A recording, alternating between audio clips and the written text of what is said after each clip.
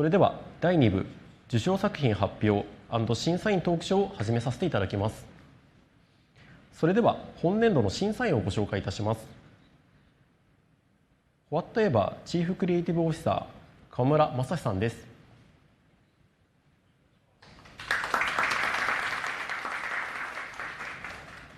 アトリエ剛種アーキテクツ代表建築家種剛さんです。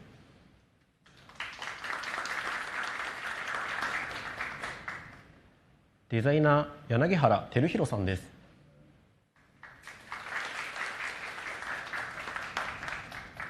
タクトプロジェクト代表デザイナー吉泉聡さんです。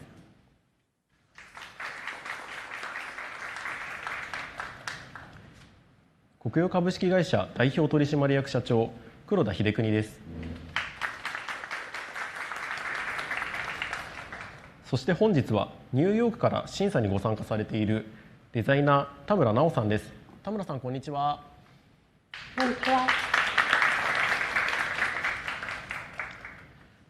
審査結果を発表させていただく前に、ファイナリストと受賞者に贈られるトロフィーと表彰状をご紹介いたします。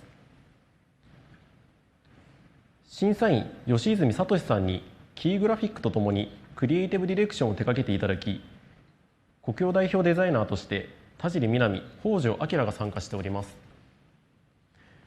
エンブレイスを表現したメインビジュアルは草木染めを使用し、森や泉のような複雑な自然を表現しており、トロフィーではその複雑さ、多様さによりフォーカスすることをコンセプトとしております。ガラスドームを除くと草木染めが拡大され、見え方に変化が現れます。標本ドームをモチーフとした形状は観察や名を刻むという意味合いを込めています。また表彰状についてはすべて手作業で草木染めを施した標本をイメージしております。染液の染み込み方によって一つ一つ違った表情の美しさが生まれ、エンブレイスというテーマに通ずる多様なものが混じり合って生まれる混沌とした美しさを表現しております。また本年度は国用デザインアワード20回を記念する特別賞として、全応募作品の中から学生の応募者を対象として予告賞を設定させていただきました。国用のパーパスであるワクワクする未来のワークとライフを予告するにちなみ、選定されたプレゼンテーションシートからワクワクする未来を予感させる提案として優れたものを将来の活躍への期待を込めて国用社内審査により18作品選定いたしました。予告賞は2月17日にホームページにて発表させていただき、2月24日にオンラインによる表彰式を開催いたしました。予告賞の表彰状は評価基準でもあるワクワクと未来を表面のホログラムで表現しました。今後の活躍への期待と応援の意思をチケットの形に込め、表彰状を授与させていただきました。受賞結果はホームページでもご確認いただけますので、国用デザインアワードのホームページからこちらの YouTube の説明欄をご確認ください。それでは国用デザインアワード2023のファイナリスト10組のご紹介と表彰状の授与を行います。表彰状の授与は川村正史さんにお願いいたします。川村さん、前へお願いいたします。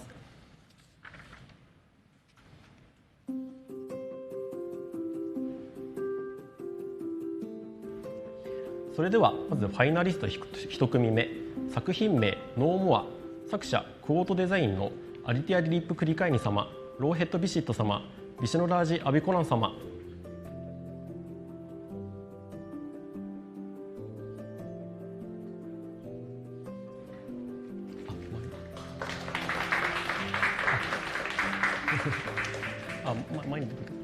おめでとうございます。カメラに向かって表彰状を見せてください。ありがとうございます。お戻りください。お戻りください。続きましてファイナリスト2組目、作品名実は伸びる、作者淵上達也様です。おめでとうございます。カメラに向かって表彰状をお見せください。ありがとうございます。お戻りください。続きましてファイナリスト3組目、作品名花開く日々、作者ラザニアの原優里様、藪崎良平様です。おめでとうございます。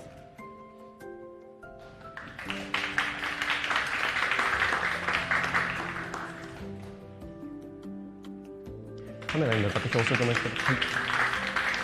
ありがとうございます。お戻りください。続きましてファイナリスト4組目、ウェーブス、作者モケコの小林健様、筒井孝之様、成瀬俊太様、古井翔太様です。翔馬様です。おめでとうございます。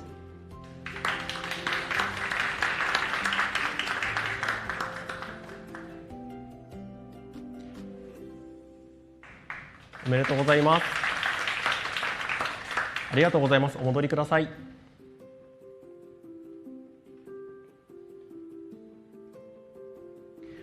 続きましてファイナリスト5組目、作品名文具な化粧品、岩佐慎吾様、田中敦様です。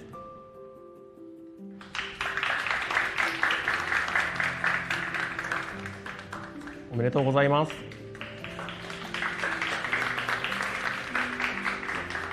ありがとうございます。席にお戻りください。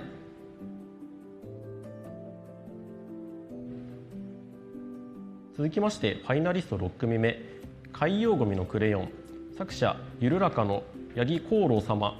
深澤奈々様です。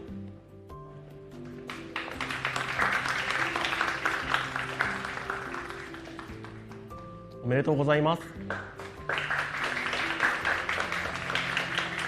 ありがとうございます。お戻りください。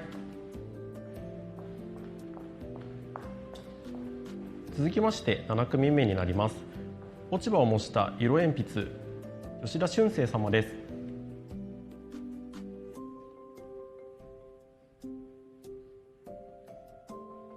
おめでとうございます。ありがとうございます。お戻りください。続きまして8組目、エンブレイスノート、作者賀来新海様です。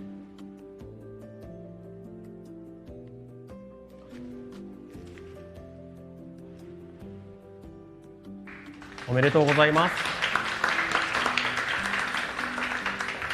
ありがとうございます。お戻りください。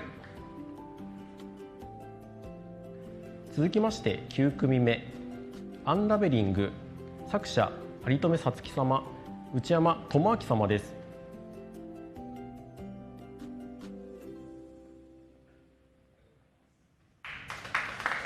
おめでとうございます。ありがとうございます。お戻りください。続きまして10組目になります。作品名サハラ、作者大尾仁様です。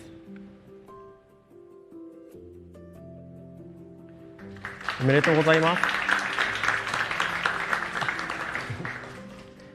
ありがとうございます。ではファイナリスト10組の発表を終わります。川村さん、ありがとうございました。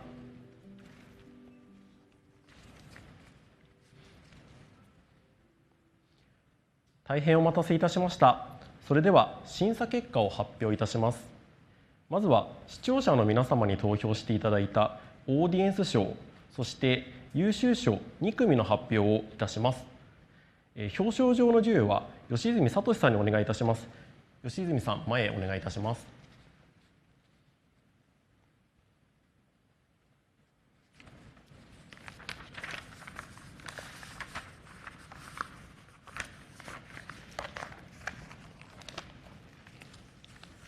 はい、それでは、オーディエンス賞の発表に移ります。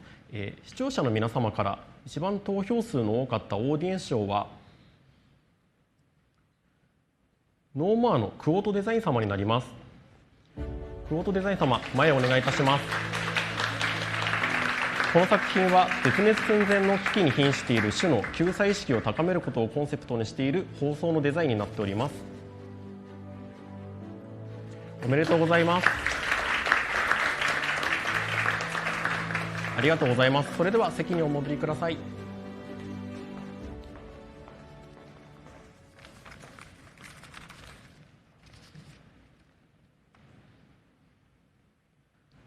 はい、では続きまして優秀賞の発表に移ります。優秀賞1組目は、落ち葉を持ちた色鉛筆、吉田俊生様です。この作品は落ち葉を模した色鉛筆を机の上で使いっぱなしにして散らかしていても、整頓された状態以上の感性を演出できます。おめでとうございます。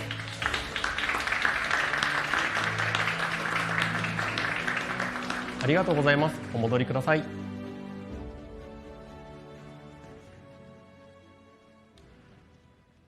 続きまして2組目の発表に移ります。2組目の発表はエンブレイスノートの各新外様です。この作品は罫線が薄くなっていき、余白となじんでいくことでノートや手帳として柔軟に利用できるノートの提案になっております。おめでとうございます。ありがとうございます。それでは、オーディエンス賞と優秀賞の発表になりました。吉泉さん、ありがとうございました。席にお戻りください。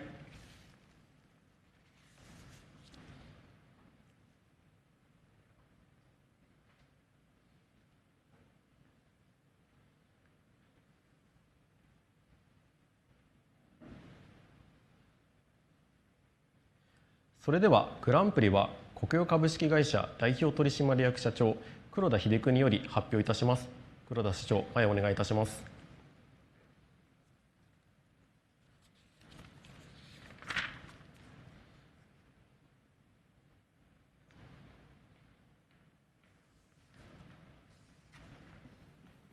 はい、いいですか。はい、大丈夫です。それでは第20回の国用デザインアワード最優秀賞を発表いたします。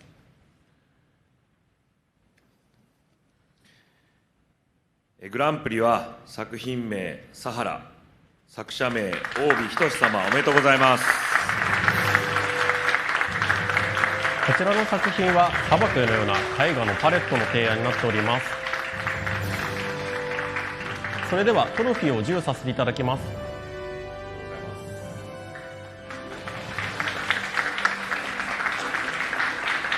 大尾様、受賞のコメントをお願いいたします。この度は、栄誉ある賞をいただいて、本当に、誠に光栄に思っています。そうですね、デザインの経験も浅い中で、このような賞を取らせていただいたことを、嬉しく思いですね、調子に乗らないようにですね健やかにですねものづくりを、していきたいと思うと同時にですね、この場に、熊のパーカーで来てしまったことを少し反省しておりますですね、仮にも、このような機会が今後、ありましたらですね、その時はしっかりとカジュアルスーツを着こなしてですね出れるようになりたいなと思っているところです。本当にありがとうございました。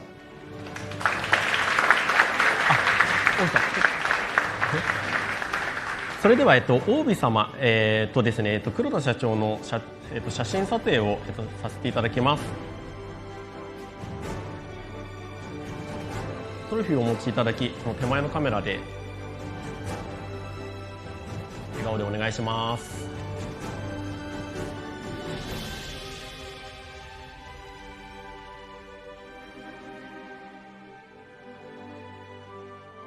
はい、ありがとうございます。それでは大尾様、黒田社長、席にお戻りください。ありがとうございました。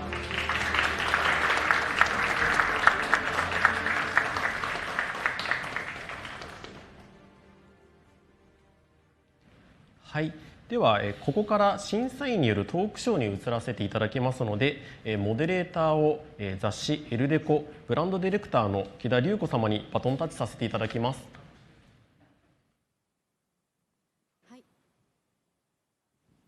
はい、バトンタッチ、受け止めました。どうぞよろしくお願いいたします。そして今回、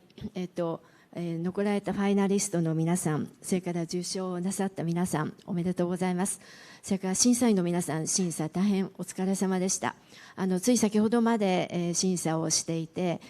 もうこれは満場一致だなというのもあれば、もういろいろな角度からの、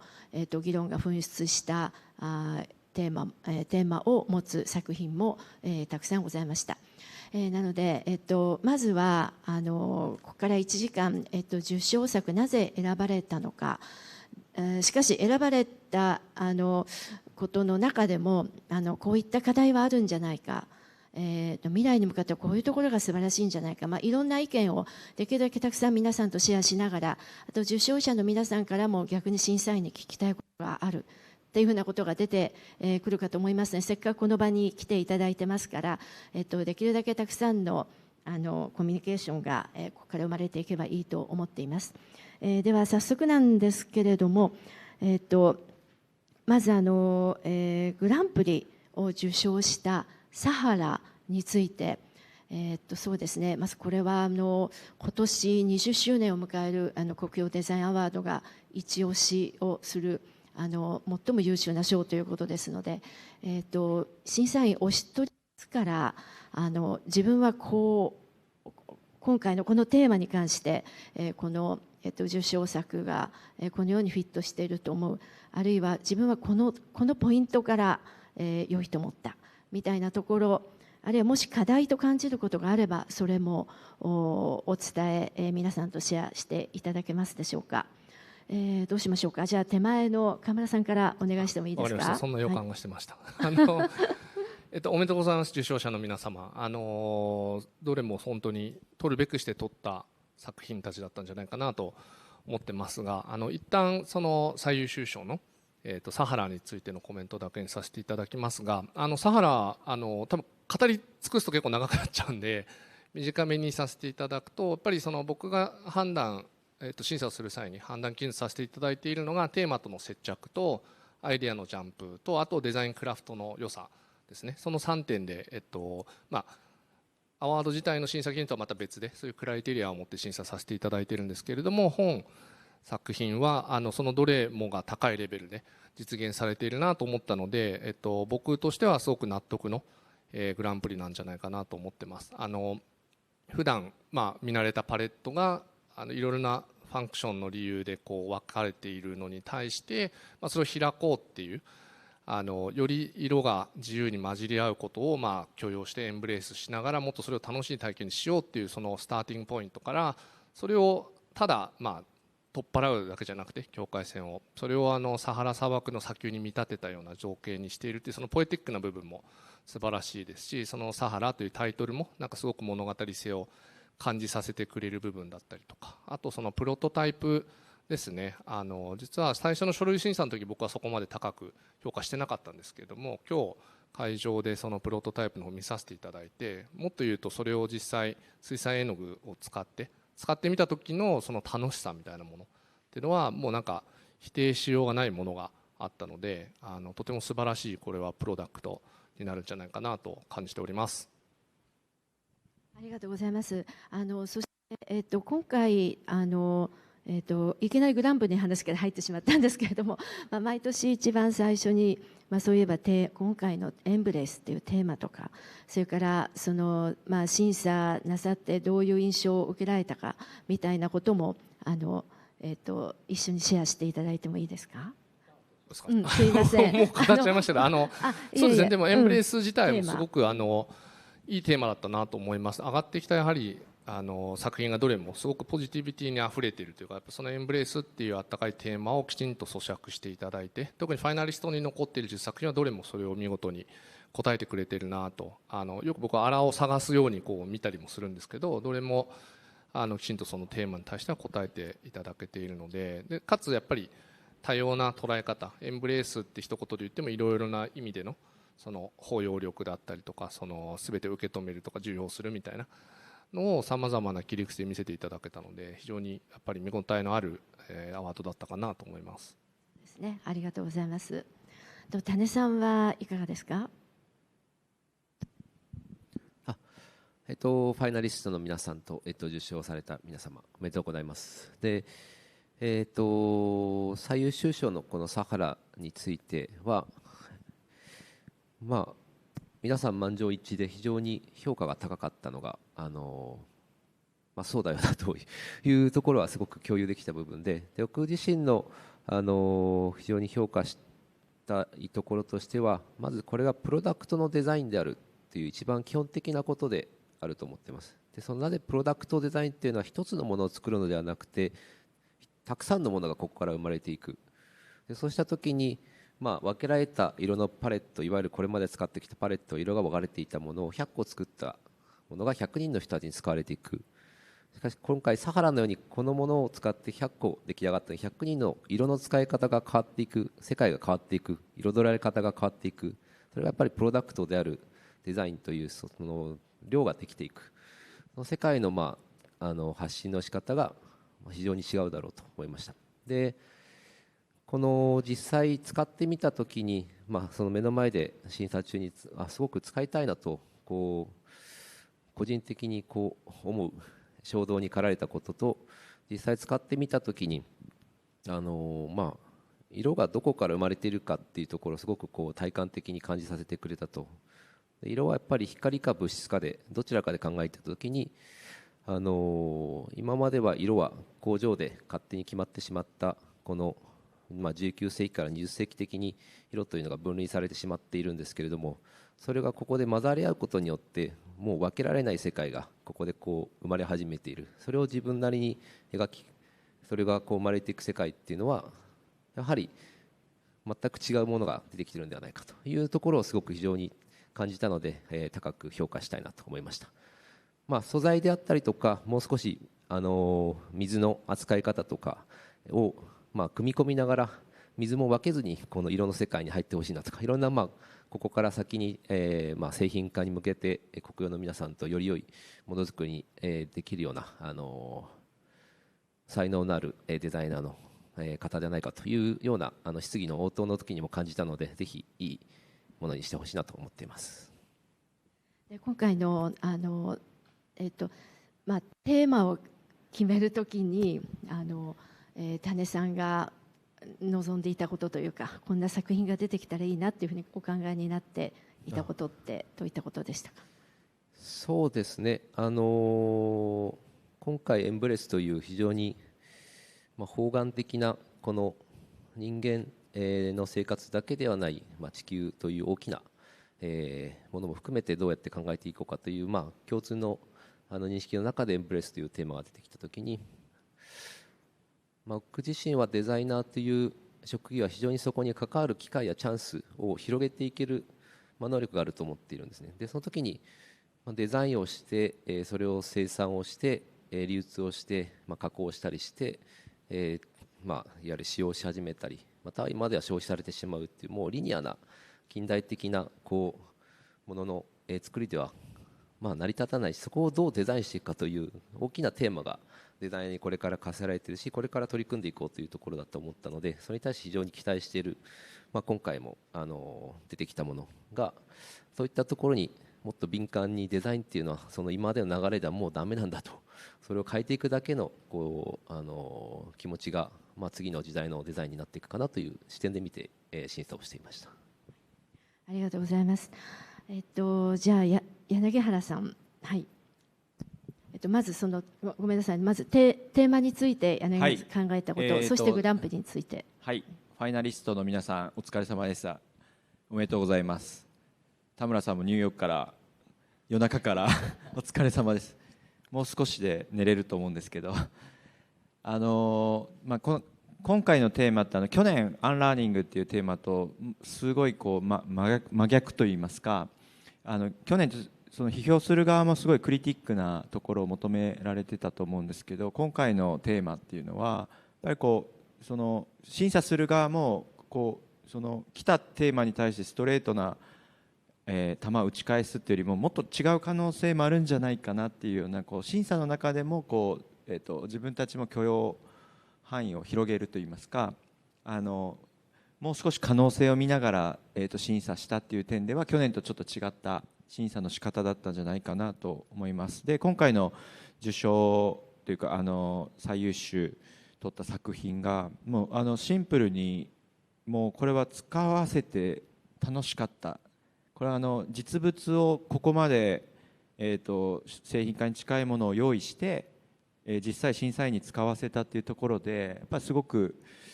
もうそこで、みんなの心を引いたというかね、でこれがなんかやっぱり使ってみていまいちって思わせなかったのが、まず一番の、ポイントかなと思ってます。であとはなんか、パレットのネガティブな部分、これは多分機能的にすごく使いやすい形としてあったんですけど、一方でなんかそのいろんな性格を持った人たちが使うときになんかすごい几帳面な人が今のパレットを使うとその混ざったことに対してすごいネガティブに感じる。こう整理されているっていうのはすごい機能的なんですけど、ノイズになった時のこうネガティブな部分ってすごい多くて、僕結構そういう性格だったんですけど、なんかそういう性格の人たちが使ってもなんかこう混ぜることが楽しいんだとか、混ぜることが悪くないんだみたいなところでこう違う視点でもう本当に同じ、パレットっていう機能なんですけど、もういろんな人たちがこう新しい発想で絵を描けるっていうところで今回の、テーマともすごく合ってたし、何より国用のコンペとして商品化ができるっていうところではすごく一番近かったんじゃないかなと。でこれを学生で出したっていうところもすごく評価があるというかですね、ぜひ国用の就職活動面接してくださいおめでとうございます。ありがとうございます。吉泉さんはいかがでしょうか。テーマについて、そしてグランプリについて。はい、皆さんおめでとうございます。お疲れ様でした。皆さんおめでとうございますと言いましたけど、ここにいらっしゃるだけですごいことだと思います。なんか1000以上超えている応募ですので、その中の10組ですので、非常に審査も揉めたところもありまして、本当に素晴らしい皆さんの結果だったとまず思っています。で、そんな中でサハラというものがグランプリに選ばれましたけども、一次審査の時そんなに目立ってなかったと思います正直。実は私選ばせていただいてはいたんですけど、割とそんなに議論実は上がってなかったものだったじゃないかなって記憶してるんですね。でもそれがもう満場一致でグランプリだったんですよ。それはやっぱりプロダクトデザインのいいところだなって個人的にはすごく振り返っています。やっぱりストーリーとしてというか言語的に素晴らしいものってもっとあったんですよね。なんか一次審査もっとあったって言い方おかしいですね。もっとこう引きつけられたりするものは一次審査の時にあったんですけど、なんかそういったことを実物があることで、つまり我々が体験できることで軽々とこう超えて急に1位に躍り出てきたっていうなんかそういう一次審査から我々は一応見てるので、その何かデザインのやっぱりこれも力だと思うんですよね。ちょっとその形にするっていうことがたまにデザインは形ではないみたいなことを最近ありますけど、やっぱ形にすることもとっても大事であるってことがなんかすごく個人的には嬉しい結果だったなっていうふうに思っています。でそうですね、エンブレイスっていうテーマに関してなんですけど、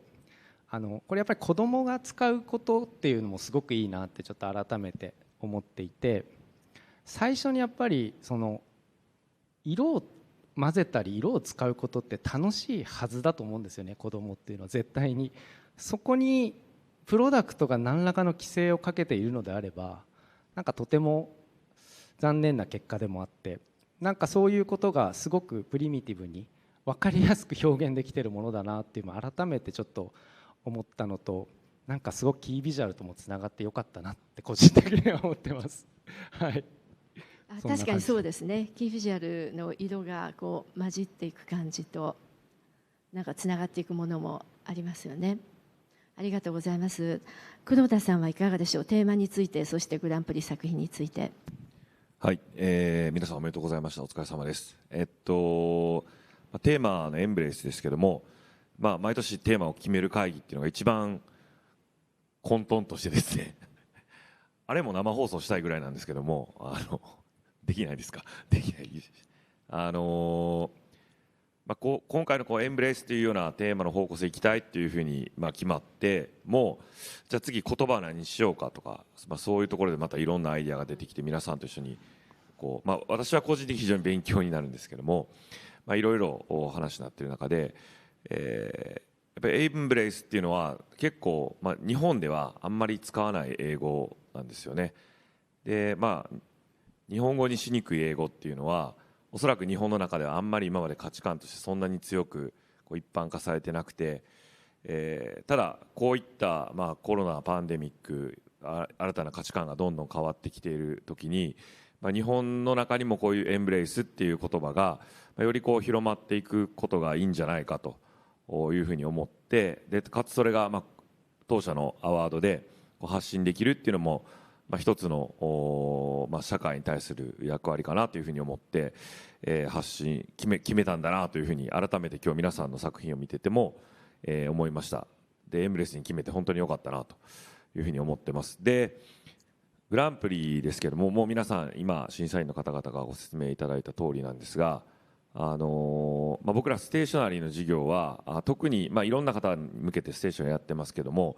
特にやはり学びのシーン、学習教育のシーンでよりこれから変化が起こっていくので、その中でステーショナリーの事業も変わっていこうということをやってまして、一番大きな変化っていうのは確率的な教育、同質化されることの中で順番をつけるんじゃなくてそれぞれの個性を伸ばしていく教育っていうことに非常に目がいってまして、そういう意味でも今回のこのグランプリのサハラは今までのパレットの中で区切られた何かしら正解を求めるような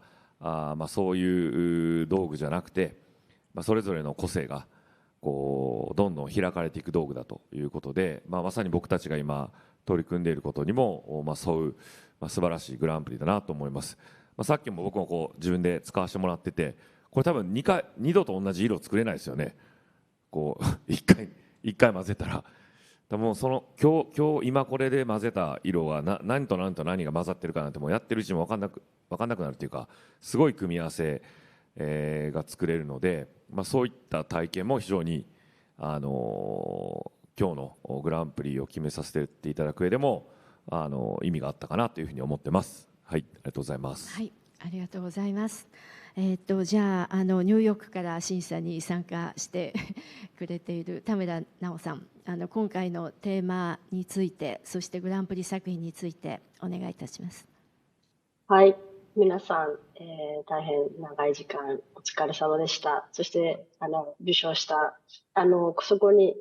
会場にいる皆さんおめでとうございます。テーマについてですけれど、エンブレスっていう言葉、今黒田さんから少しお話があったように、英語では結構よく使う言葉で、こっちだと例えばセクシャリティをエンブレスするとか、人種の違いだったり、大きななんていうか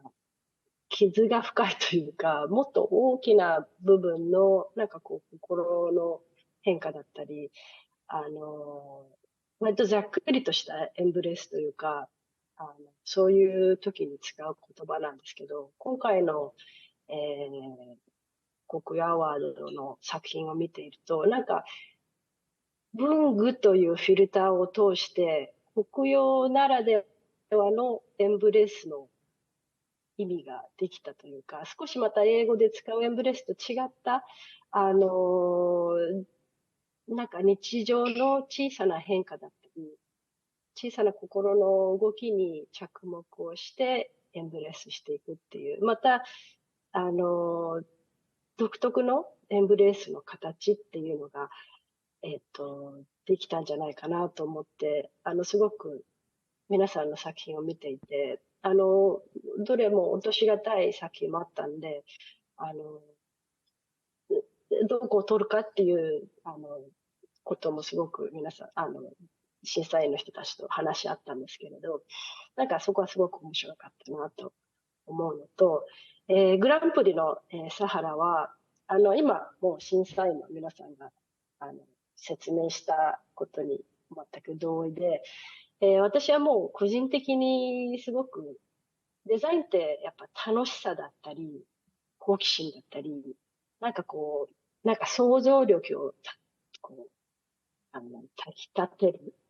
ようなものっていうのが、結局は根本にあるような気がしていて、作者の方の、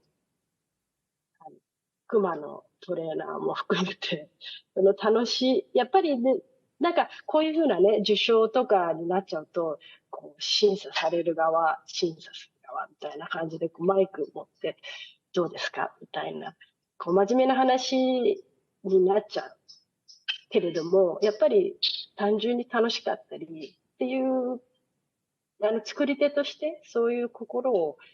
ずっと持っていってほしいなっていうふうに大事にしてほしいなと思わせてもらって、まあ、デザインをしている自分にもちょっと、改めて大切だなって思わせてくれた作品でした。はい。皆さん、お疲れ様でした。はい、ありがとうございます。じゃあなんか今年はね、本当に皆さん会場に来ていただいているので、どうでしょう、そのオービさんから受賞なさったオービさんから審査員の皆さんに聞いてみたいことありますか？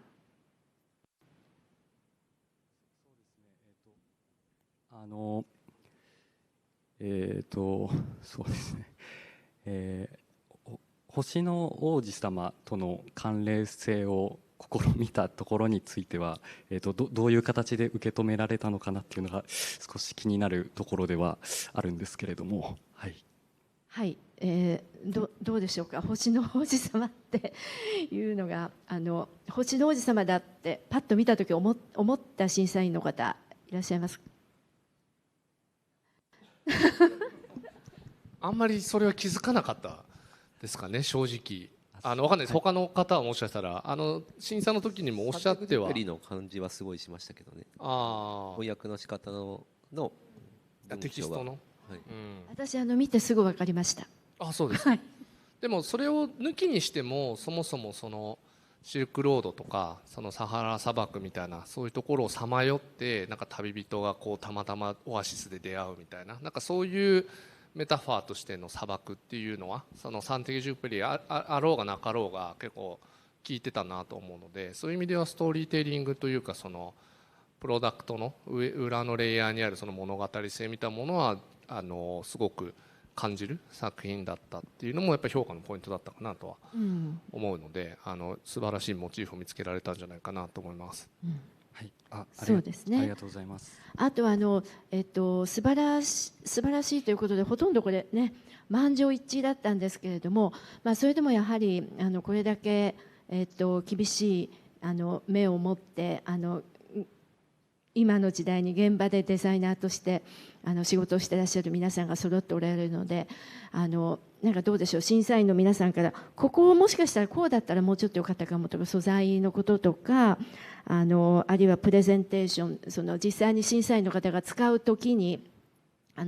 目の前にこう水も置かれていたりとかいろいろするわけですけれども田村さんのなんか素材についてもうちょっと違う可能性もあるのではって言っておられたように思うんですけれども。さっきプレゼンテーションしてくれた時にも、ちょっとコメントとして出させてもらったんですけれども、私も、プロダクトデザインを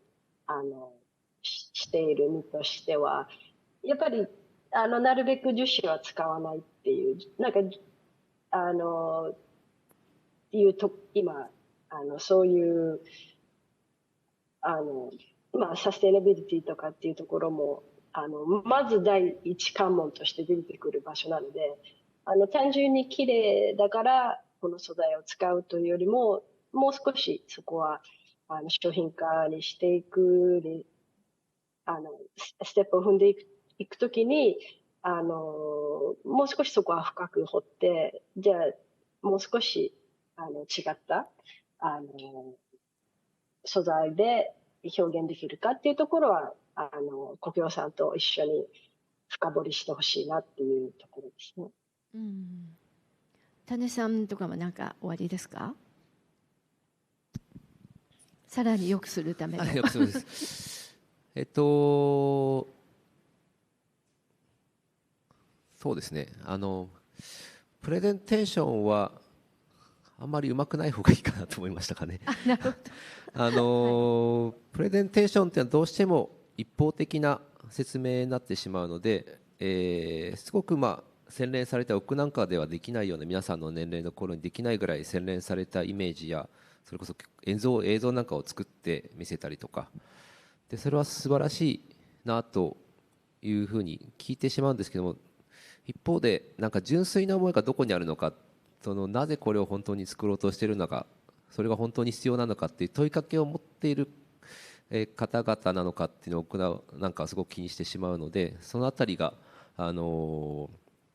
っぱりデザイナーのマインドが変わると、先ほど田村さんのお話と一緒で、デザイナーがプラスチックを使わないことによって世界からプラスチックの生産性が減るっていうのはやっぱり僕らからしかできないことであったり、なぜこのものが今回選ばれたサハラであったり、いろいろな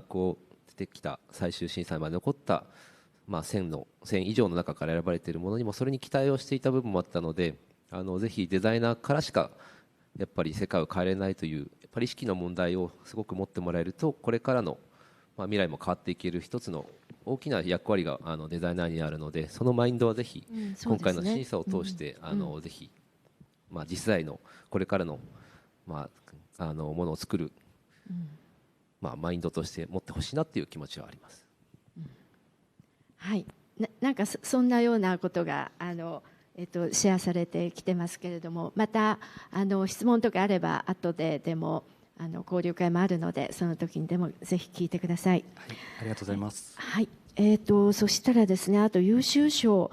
これも本当にいろんな議論があって決まったんですけれども、じゃあこの優秀賞吉田俊生さんのこの落ち葉を模した色鉛筆に関して、じゃあどうしましょう。じゃあ今度向こうから行ってみましょうか。田村さんからじゃあ優秀賞に関して、審査員としてのコメントをお願いします。この落ち葉ですね、落ち葉を模した色鉛筆。すごく詩的な、視覚的にもすごく綺麗な作品だったんですけれど、やっぱり造形的な部分で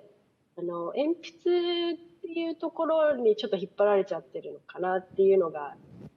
ちょっと残念だったな。細くなってるところ、そこはやっぱり折れやすかったり、多分最初のプロトタイプの鉛筆からあれ聞こえてますか？聞こえてる？鉛筆からこの細いところから葉っぱになっていくっていうところの造形が第一審査の模型にちょっと引っ張られちゃったのかなっていうところが造形としての改良はあるなと思うんですけれども、ポイントも良かったし、色とか表現がすごく素敵だったんじゃないかなと思います。はい、ありがとうございます。じゃあそちらから黒田さんからずっとこっちの方に皆さん一言ずつお願いします。はい、この、作品は第一審査ともう皆さんは多分おっしゃると思うんですけども、この最終審査とのギャップがすごく大き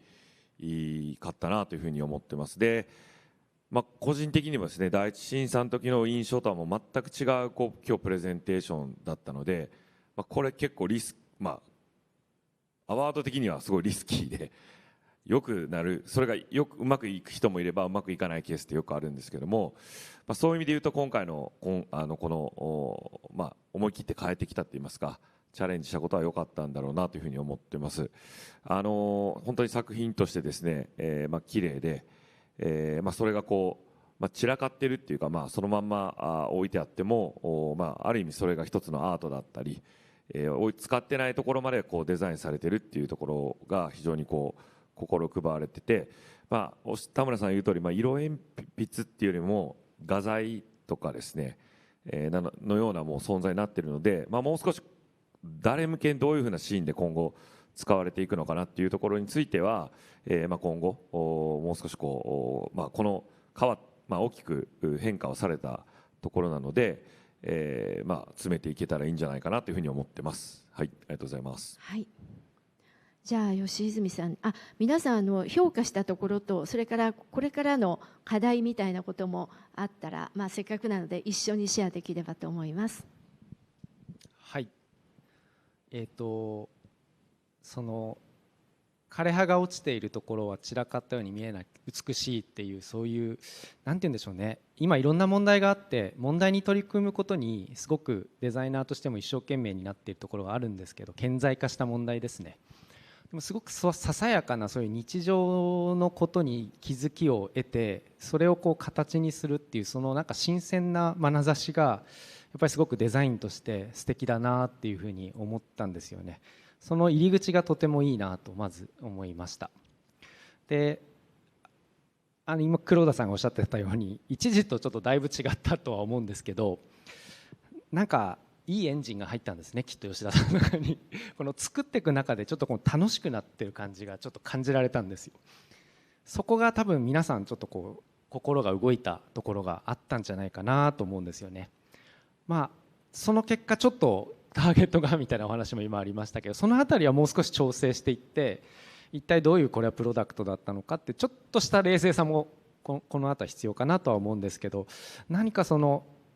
デザインとしての視点だったり、そのものを作る楽しさみたいなことがギュッと凝縮されていて、応援したくなる、そういう作品でしたね。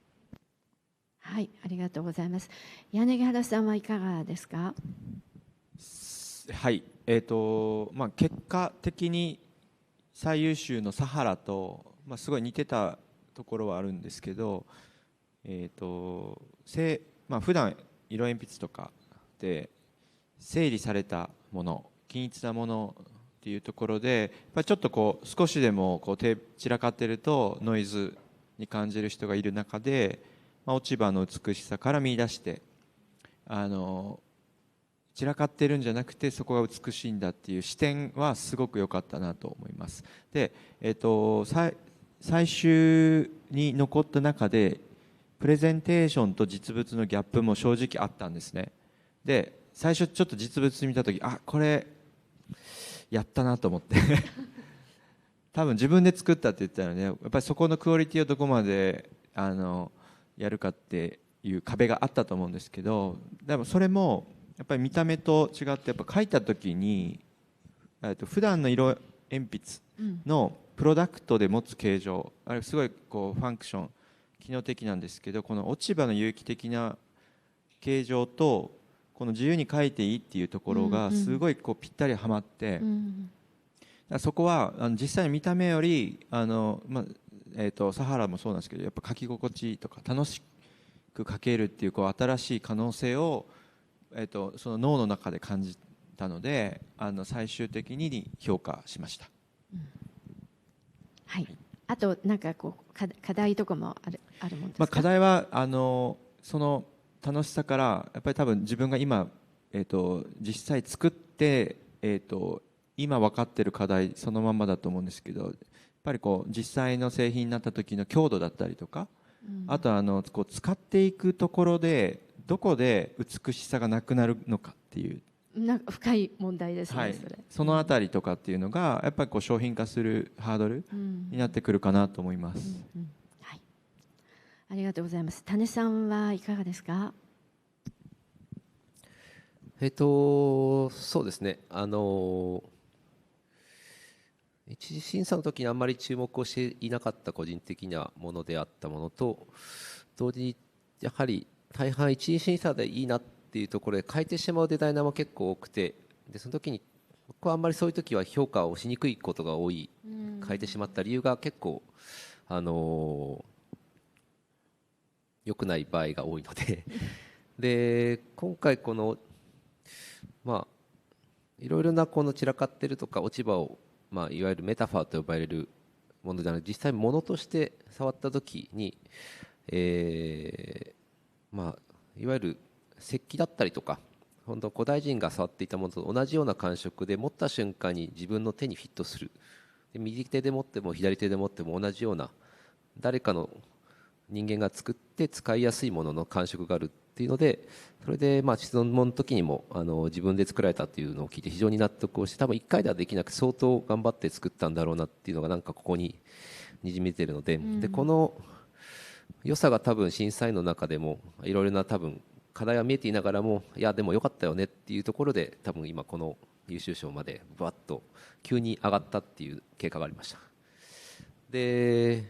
これをじゃあどうやっていわゆるプロダクトの製品としてその自分では作れない手を離れていくところでそれをどのようにクオリティを担保するか。でそのクオリティというのも美しいまたは洗練されるだけがクオリティではなくて、先ほどの楽しいとか持った瞬間になんか使いたくなるとか今までにない感触を与えてくれたそのクオリティをどこまでデザイナーとして作る方と一緒に提出できるかっていうのが多分これからのチャレンジかなと思ったんですが、質疑応答でも非常に回答が面白くて喋り方が面白かったんで、なんかそのキャラならいけるなと思ってます。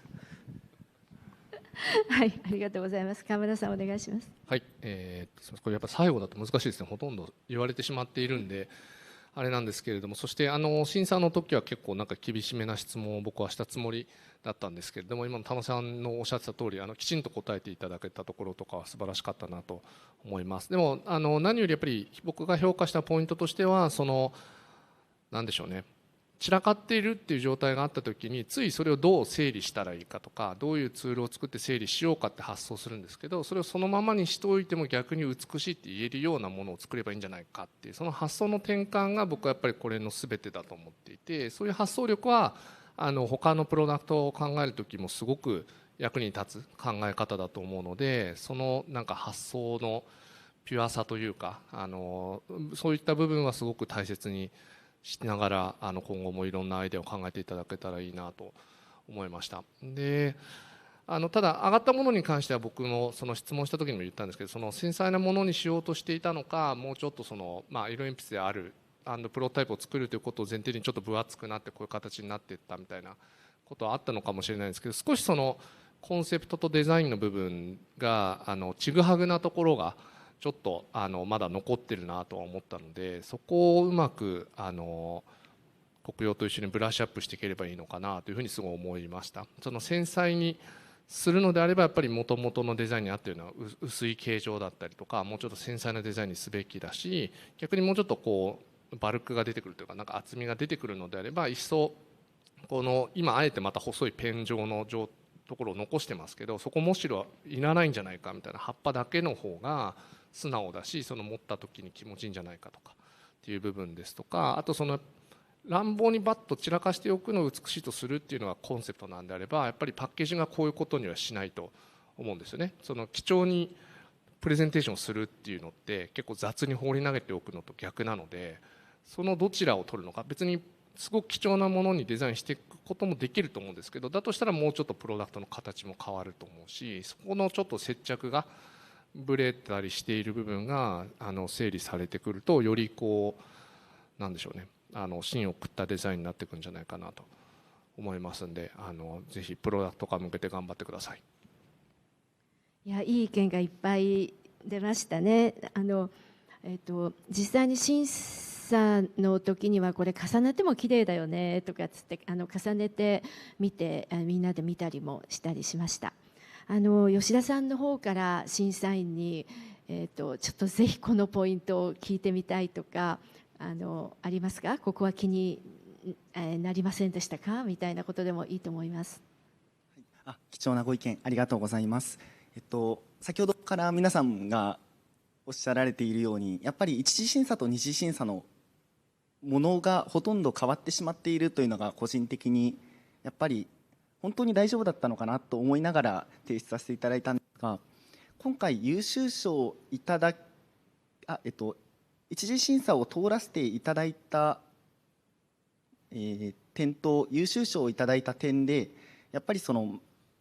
言うんでしょう、どういうところで評価していただけたのかなというのがもう少し気になりました。はい、すいません、ちょっと質疑応答の際からちょっとあれなんですけど、上がり症であんまりこういう時に喋れなくて。そうなんですね。はい。一次審査の、審査のポイントと、はい、一次審査のポイントと二次審査のポイントがどのように、はい、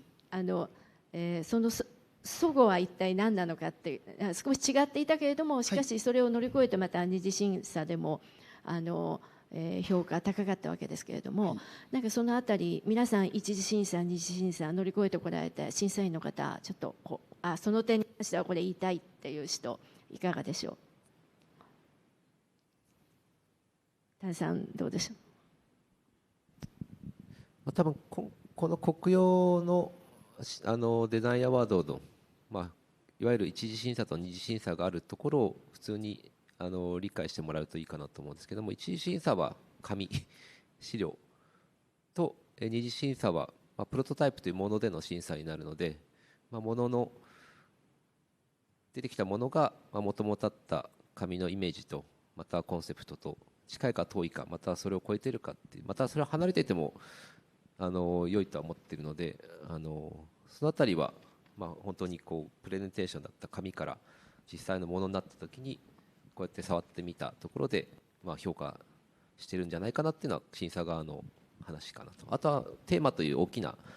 テーマがあるので、そのものとテーマがまたつながるのかっていうところが最終的な評価なのかなとは思ってます。そうですね。大丈夫でしょうか。はい、大丈夫です。ありがとうございます。ありがとうございます。そしたら優秀賞、2作品目のエンブレイスノートに関して、なんですけど、これも審査の過程でいろいろ議論が進む中でどんどん評価が上がっていったっていうすごく動きのある作品だったんですよね。なのでなんかそんなことも含めて、じゃあこれも皆さんから一言ずついただいた方がいいかなと思うんですけれども、じゃあどうしましょう。はい、鎌田さん。はい、じゃあ折り返します。そうですね、こちらのノートはもともとやっぱり紙上ではなかなかその良さをこう見出しづらいアイデアだったかなと思います。そういう意味でやっぱり2次になってプロトタイプをこう見ることができて、そのすごく繊細なやっぱりデザインアイデアだと思うんで、そういったものが積み重なって優秀賞になっているのかなってすごく感じました。なのでやっぱ物がなかったら評価できなかったアイデアかなと。で最初やっぱり企画だけ読んだ際には僕個人としてはやっぱりこのグラデーションでその線が消えていくっていうのが果たしてそんなに意味のあるものなのだろうかみたいな、やっぱり01で考えたら別にそれがスパンと切れてても変わらないしとか、そういうようなことをいろいろ考えていたんですけど、やっぱりページをめくっていく時とか実際にこれを僕が使う立場になってどうやって使うかなって考えていった時に、そこがそのハーシュななんかすごいパンとプツッと線が切れているような状態よりもこのグラデーションになっているみたいなのがすごく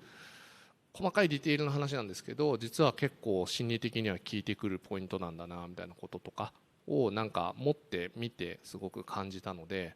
正直アイデアのジャンプ自体はいまだにそんなにすごくジャンプをしているアイデアではないと思うんですね。そんなに新規性のあるアイデアではないんですけれども、そういった細かなディテールが個人的にはすごく評価できるポイントだったかなと思っています。はい、ありがとうございます。田中さんお願いします。そうですね、エンブレスノートというまずそのテーマをタイトルにつけるところが、なかなか思い切った提案だなと。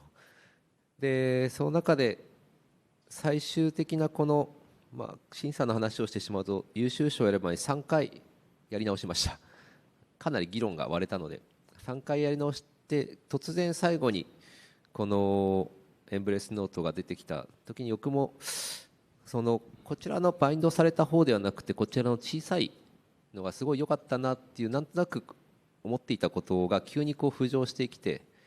でそこはプレゼンテーションの中で一言あった海と浜辺が境界なく波際がこう揺らいでいるという、その非常に一言がこう戻ってきたのと、このノートがいろんな角度からこう使わなきゃいけないという方向性もなく、そのいろんなものが混ざり合って分けない、混ざり合うこの使い方を本当に創造的にできるというので、基本的にやはり国用の中でデザインとしてやっぱり文房具ノートっていう中のやっぱり評価をしたいなという思いとつながって、最後ここに票を入れたという経緯がありました。はい、ありがとうございます。柳原さんいかがですか？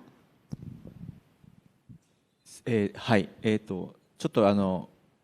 こう人種とかで決めてしまうと今回のエンブレイスのテーマとまた違ってしまうんですけど、だから最初やっぱり来た時に、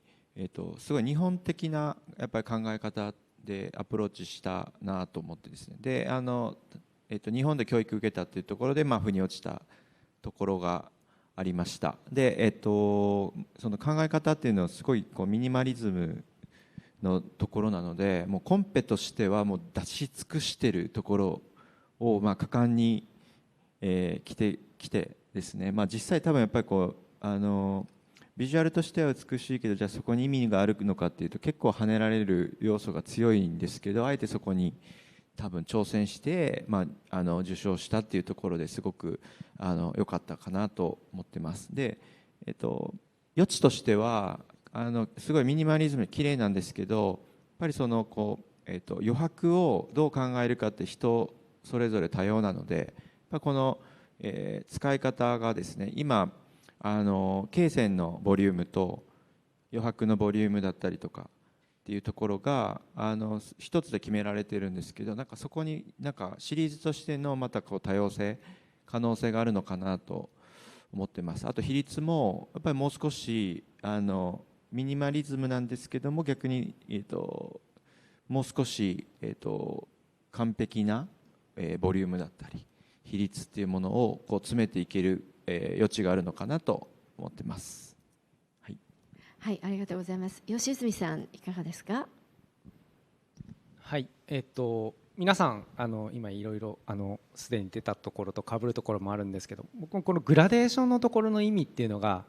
一次審査の時からちょっとわからない部分もあったんですよね。で質問もさせていただいて、その波打ち際というお話が通訳さんがすごかったんじゃないかっていう話も審査の中で出てたんですけど、本当素敵な言葉で、罫線があるとそれに沿って書くというなんか機能的なことと、余白というか真っ白だと自由に書けるみたいな機能を超えてなんか誘ってくるというか、こっち側違う方の思考にですね、予感みたいなものがあるんだと思うんですよね。グラデーションの中にそういう何か心理に直接働きかけるようなそういう機能をあそこが持っているんだとすると、なるほどと時思ってですね、急に浮上したんですけど僕の中で。なのでそういうふうに考えると、書き方の予感みたいな、こう書くんじゃなくて何かこういうこともあるんじゃないかみたいなことを、線がある、ドットなのかもしれないですけどノートにこうあるということで、引き出していくという、そういう考え方は必ずしも今回の、分量というか線と余白白紙だけじゃないあり方もすごくありそうなので、なんかその辺を国用の皆さんと今後いろいろ議論してですね、いろんなシリーズとして展開していくとなんかすごく面白いんじゃないかなっていうふうには個人的に、思いました。あと黒田さんいかがですか？はい、いつもノートで賞が出たらいいなって心の中で思っててですね今回も出るのか出ないのかなってドキドキしてたんですけども、最終的にこう3回目やり直して、このエンブレイスノートが皆さんから票が入ってよかったなと、私も入れさせていただいてたんですが、もう皆さんおっしゃる通りで、僕は個人的には白いところ真っ白ってこう何書いたら逆にいいか分かんなくて、もう少しこうなんか少しでもガイドがあった方が助かるタイプなので、でもその真っ白のノートを渡されるよりも、半分ぐらいこうガイドがあって、でかつそのガイドもこうグラデーションで消えてるっていうのは、なんか今までとは違うこうどんどん書いていいんだけど、それに少しアシスタントが入ってるっていう、そういう新しい提案なのかなと。単にこう半分罫線で半分白っていうことではなくて、そういう、作者の意図がすごく表現されてたので、みんなおっしゃる通りこのまんますぐこう、多くの人たちにこう投げかけてもいいのかどうかっていうのはあるかと思いますが、こういったアイディアって言いますか、こういうコンセプトを何か新しい価値にこうつなげていけたらいいなというふうに期待してます。はい。はい。そしてニューヨークから田村さんいかがですか？なんかこう規則的なラインがわーっと消えていくという、なんかアンノーンなこう未来に対する期待というか、なんかある意味、ちょっと呼び取りすぎかもしれないけど、こう拘束されたパンデミックが明けていく、そういう時期だからふわっと出てきた作品なのかなと少し思ったり、そんな風なことを感じて、なんかこう消えていくっていうところに、なんか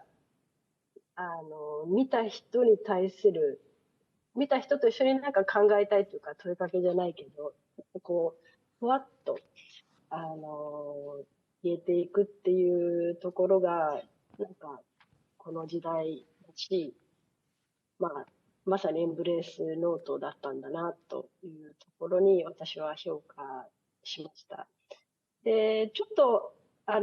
課題というか次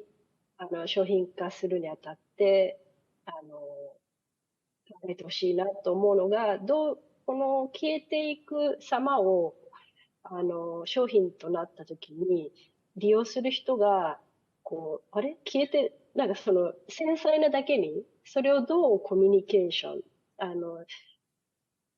伝えたい、作者として伝えたいということをどうやって文字でコミュニケーションするのか、もしかしたらパッケージでするのか、それとももうそのものだけで伝わってほしいっていうことなのか、なんかその辺がきちっと、ただなんか印刷ミスっていうふうに思われないように、繊細なだけにそこはなんかきちっと意図としていることをコミュニケーションするっていうのもデザインの売りなんじゃないかなっていうところを少し期待も込めてぜひ商品化になったところを見てみたいなと、そんなふうに。はい、ありがとうございます。賀来さん、受賞なさった賀来さん、おめでとうございます。審査員の皆様、この目の前にずらりといらっしゃるわけですけれども、逆にこう聞いてみたいこと、何かあったらいい機会なので、ぜひお願いします。首先非常感谢大家，然后颁给我这个奖，能够在日本，我之前有在日本学习的经验，然后能够在日本学到的东西，然后在这里能得到这个奖，是我认为是最幸福的事情。まず審査員の皆様には感謝を申し上げたいんです。実は私はもうこれまでに日本で勉強した経験を持っていますが、その経験を逆に今回の賞に代わって、あるいはもう取って取ることができましたということ自身は非常に感深いです。各位评委老师的作品，然后我也都看过，是非常了不起的。然后我在就是各位老师给我的这些建议，然后我觉得也非常好，就是关于这个本子可以展开更多的系列，然后我也非常期待。審査員の先生方の作品は実は私は普段はたくさんも見ていまして、そして参考にさせていただいています。で、今回先生方のご提案というのは私も本当に腑に落ちるというか、本当に納得できるところはたくさんあります。で、今回も先生方がおっしゃっているようにこれからこのノートのシリーズものには期待したいと思います。然后像最初Naoさん说的那样，就是这个本子的侧边的铁环会比较引人注意。其实我最初也是想用这Gokuyo的这个Yawarakai圆环，是想用那个透明的环，但是我自己的技术做不到，但是那个是最合理的，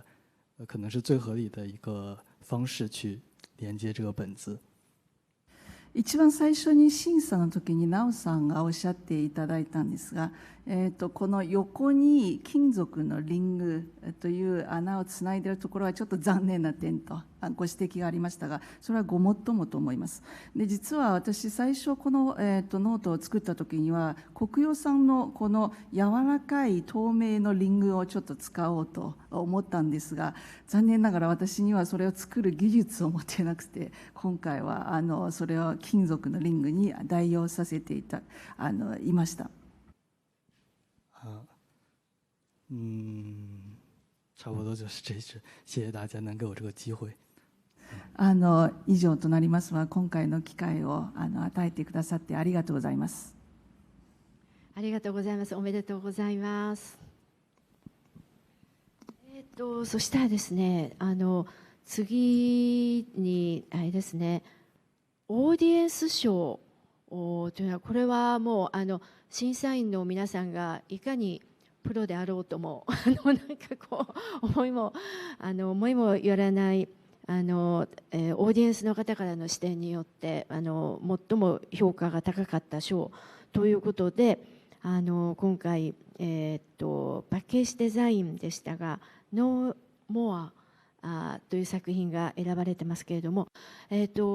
そうですね、ちょっと時間も押しているので、じゃあこの「No More」に関して審査員の、皆さんの中からこれちょっと一言言いたいっていう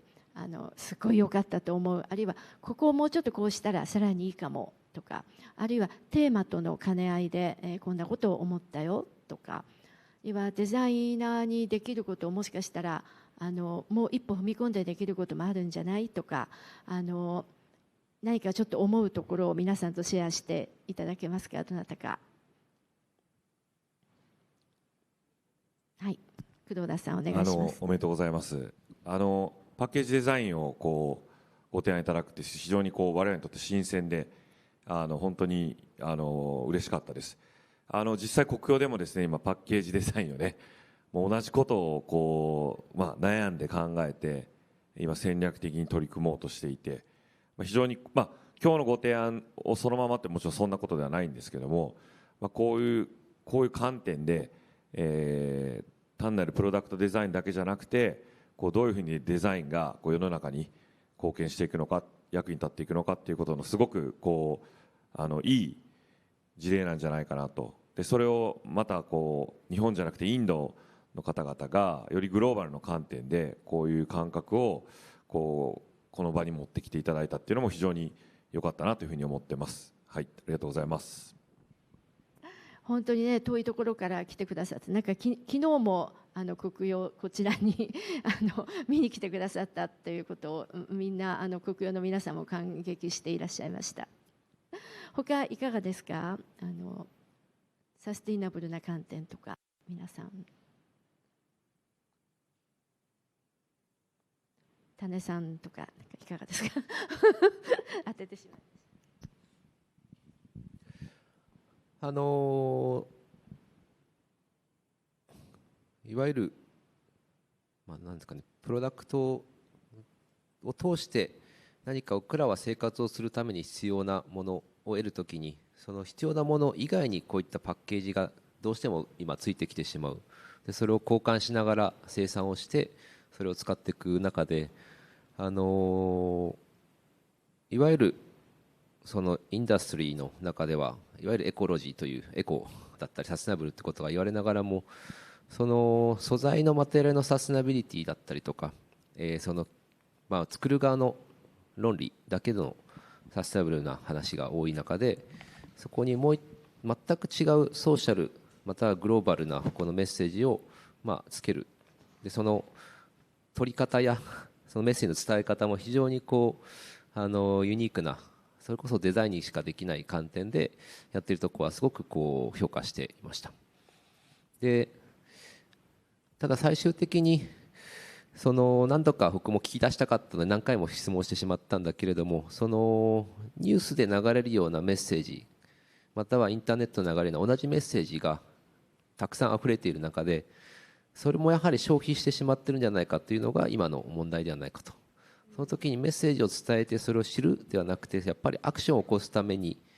何ができるか、またはそれを買うというお金を払うだけではなくて、それがまた違うところにまたつないだりするようなアイデアをデザインとして考えてもらえているのかどうかっていうところをどうしか聞きたかったんですが、まだ考えてないのかなとも思ったので、何かそこの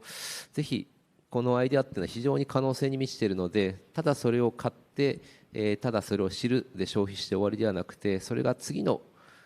何かのアクションにつながったり、次のサステナブルな、また地球のために動物のために生きとし生けるものがより良いこの人の生活ともになんかつながることができるアイデアじゃないかなというので、ぜひそこはこのプロジェクトの課題として取り組んでほしいなという、それをデザインとしてそこもデザインだと思っているので、そこをデザインしてほしいなっていう気持ちがあります。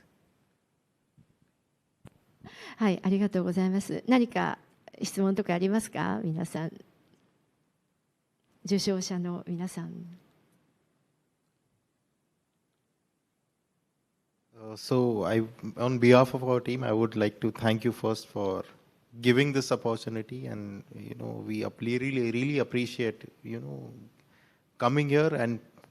giving our product over here and giving our idea. Yes, definitely we would work on the second step. This was a first step from our side. Yes, we need your knowledge to apply our knowledge and get our product out. Yes, we would definitely work on the second step and give audience, our users, that how we can save these animals, not just by knowing, by how applying our mind and telling them how we can do it. はい、ありがとうございます。こうして今回私ども機会をいただけましたことをとても嬉しく思っています。また日本に来れたということ、そしてこの日本で皆様にプロダクトを紹介させていただけた、私どものアイデアをこのように発表させていただけたというだけでも本当に嬉しく思っています。今ご指摘いただきましたように、次のステップというものももちろん考えていきたいと思っています。あくまでも今回発表させていただきましたのは、これまで私たちの持っている知識というものを商品という形、デザインという形に落とし込んだというファーストステップということになりますので、この先、今回このオーディエンスの皆様、聴衆の皆様ですとか、ユーザーの皆様に対して、動物の保護であるとか、この先もう一歩進んだところをお伝えできるように上げていきたいと考えております。はい、ありがとうございます。そしたらなんかあっという間に皆さんの意見を聞いているうちに、時間が経っているんですけど、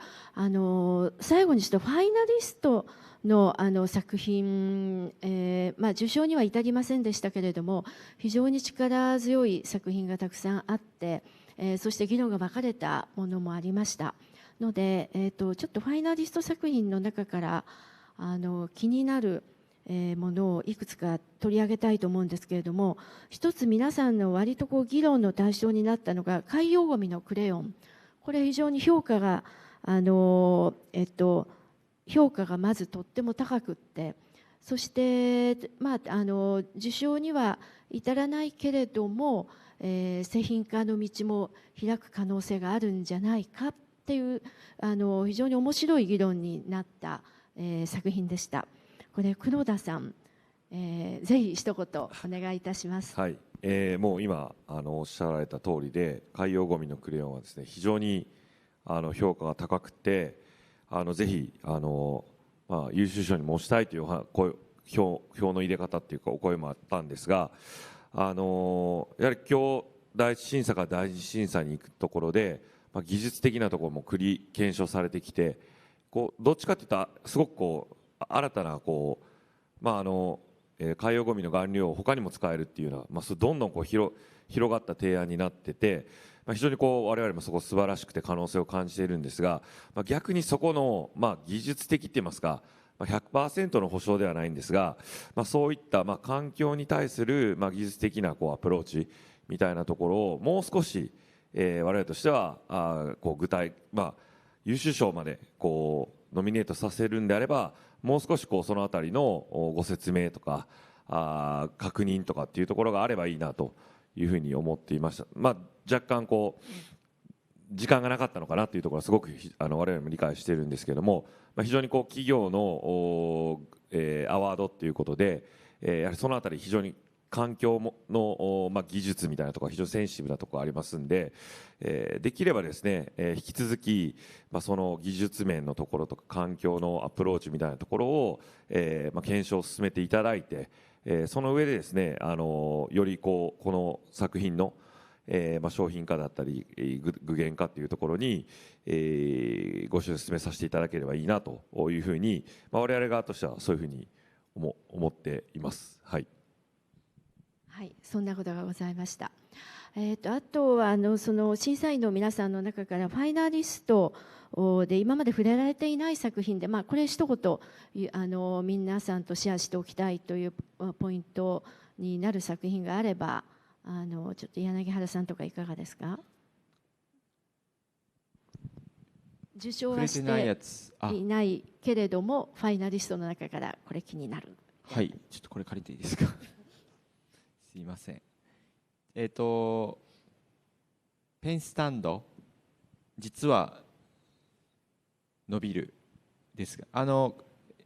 分建築的なアプローチとかコンセプトはすごくよくてですね、あと物としてのプロポーションだったりとかすごい良かったんですね。プレゼンテーションも美しくて、でちょっと建築的だったなっていう。でこの国用のコンペの時、次のアプローチとしてはやっぱりこう、物が、単独で動いた時に、建築ってやっぱりそう来てもらって違う要素でなんかこう説明ができるんですけど、物なので使ってもらった時のやっぱりこう不特定多数の人が使うっていうところの中で商品化していくっていうところが、もう次のステップ、プロダクトとしてのステップがもう一歩欲しかったなと思ってます。最初のアプローチとか本当にプロポーションとかはすごい良かったんですけど、じゃあプロダクトとしての足りないところ何かっていうと、いいところだけがプレゼンされてて、ストレスっていうのがこう探すストレスは解消されるんですけど、じゃあ実際使った時にこの消しゴムとか鉛筆の大きさってやっぱり数とかやっぱり使う人で全然違う時に、この上げる作業の中でストレスになる人がどういう人がいるかとかですね、そういうところをこうなんか想像の中で解決してたらもっと良かったんですけど、なんか消しゴムがコロッと落ちて、また拾わないととか、なんかちょっとそういうこう不特定多数のことを想像して商品化していくとかデザイン考えていくっていう、こう次のプロダクトデザインとしてのワンステップがあるとさらに良かったかなと思ってます。はい、ありがとうございます。あと、ニューヨークから参加してくれている田村さん、今まで触れられていない作品に関して田村さん的にここはもうちょっとこうだったら評価したかったなとか何かあれば、あるいは個人的にこれは大好きとか。私は個人的に推してたというか面白いなと思っていたのが文具な化粧品だったんですね。で、例えばなんか健康的に見えたいとか、綺麗に見えたいとか、なんかそういうこと以外にも、自分の自信のない部分になんか少し手を加えて、ポジティブな気持ちになれるとか、なんかそういった思いとかっていうのは、そういう感情っていうのは女性だけのものですし、そう、化粧品っていう、なんか、実はこの、うちの、パートナーがいるんですけど、アメリカ人で、エンブレスっていうテーマをやって、こう、アワードをやってるんだよっていうんで、ちょっとこう、ざっとファイナリストの見せたら、すごくこのテーマに沿って、その物質的なものだけじゃなくて、なんていうか、人の心に寄り添った、意味での、もしかしたらすごくストレートに英語的にエンブレースっていう意味で、なんか、いいスタートを切ったのが、この文具な化粧品だったんじゃないかなと思っていて、なんか黒曜っていうメーカーが描くとか、色をのせるとか、消すとかっていうのをすごく特化した人たちが化粧品っていうのを作ったらどうなるんだろう。すごく期待もあって、私はその可能性も含めて、いいなと思っていたんですけど、最終的なプロトタイプがすごく、まあ、もしかしたら少し既存のものに、化粧品っていうところにちょっと立ち止まってしまったというか、もう一歩踏み込んで、造形に落とし込んでくれたら、もうちょっと他の、なんかもう少し説得力があったのかなっていうところが、課題だったなと思います。でもちょっと、個人的には諦めずに、なんかすごく可能性を感じています。はい。ありがとうございます。本来であれば、全作品ちょっと触れたいんですけれども、今年ちょっとトークの時間も少し短くって、また、皆さんこの現場にいらっしゃるので、あと審査員の方と、この、非公開の場にはなるかも分かりませんけれども、皆さんぜひお話をしてみて、ください。そして今年は本当に黒曜デザインアワード20回目ということで、私は長い時間、第一線のデザイナーとか建築家の方が時間を割いて若い人たちの応募作品を本当に長い時間をかけてゆっくりと皆さんご自身の目で見て議論を重ねて、毎年それを重ねて20年というのがだからすごい歴史だなと思うんですね。で特に今年はパンデミック、3年間私たちも閉じ込められていたようなものだったわけですけれども、これから少し世の中が、感染自体はまだなくなりはしないでしょうけれども、活動を開いていくというそういうタイミングでデザイナーが考えなくちゃいけない課題っていうのもまたより深く、あと活動の範囲もなんて言うんでしょう、もっと奥行きを持ったところまで思考を巡らせないといけないような時代になっているのかなと思いまして、そんな中でエンブレスというテーマすごい素晴らしかったと思いますし、皆さんの作品もすごく心に響くものでした。でこの配信をずっと聞いてらっしゃる方というのは来年この賞に応募してみようという方はすごく多いと思いますので、ぜひ、一次審査があって二次審査があって、それを全部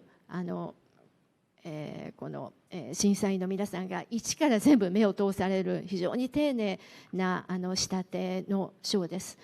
数ある賞の中にはもう誰かが選んでもう厳選されたものをちょっとだけ後選ぶっていうふうになることも多い中ですので、ぜひちょっと今日のこのトークをもう一回後でゆっくりまだ残りますので聞いてみてもらって、何がポイントなのかとか、どういったところがど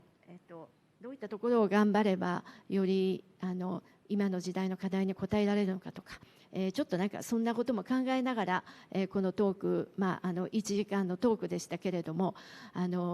審査員の一人一人の言葉が非常に深いと思いますので、また皆さんご自身で何度かシェアしていただければと思います。じゃあまとめの言葉を黒田社長にお願いしたいんですけれども、よろしくお願いいたします。皆さん今日は長時間ありがとうございました。ファイナリストの皆さん本当におめでとうございます。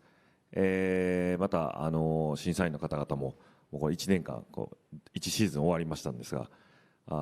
いつもあっという間ですぐ次のテーマ会議が始まるんですけども、特にご視聴いただいている方々もですね、ご応募いただいた方々本当にありがとうございました。おかげさまで、無事20回目を終えることができまして、この20回を思い起こすとって、僕は1回目からやってるわけじゃないんですが、先輩から引き継いでですね、本当に続けてこれてよかったなというふうに思ってます。このアワード、企業がやるアワードというものがですね、全く、この会社の企業の宣伝とかブランディングにとどまらずですね、本当に世の中にどう役に立つのかということを、試行錯誤しながら、審査員の方々皆さんのご協力を得てここまで来れていますけれども、引き続きですね、今日のこの日もそういったことを確認できましたが、やはりデザインで世の中を良くしていくんだという取り組み活動が世の中ではたくさんある中で、そこに少しでもこの国用デザインアワードがですね関わっていけたらいいなというふうに思っています。また20回にとどまらず30回40回続けれるように、より多くの人々多くのいろんな国の方々にももっと応募していただきたいですし、今日のように化粧品とかパッケージデザインとかどんどんデザインの領域が広がっていくような、そういったご提案も非常に我々としてはお待ちしていますので、ぜひですねまた来年このようなたくさんの方々からご応募いただくような機会を作れればいいなというふうに思っています。今日は一日ありがとうございました。